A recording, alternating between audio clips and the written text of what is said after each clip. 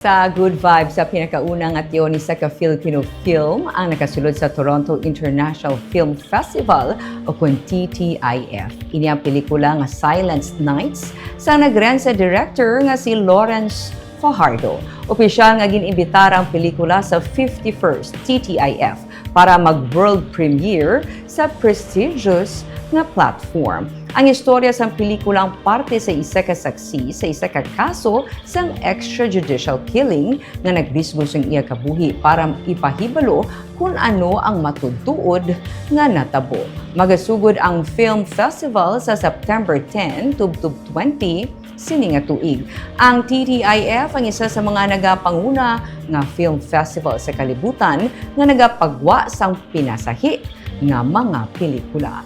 Ginakilala naman sa sangguniang panlungsod sa Bacolod ang ini nga achievement sa isa ka film director nga taga Bacolod pinaagi sa isa ka resolution nga gin-file ni Councilor M. Ang chairman sang Committee on Culture.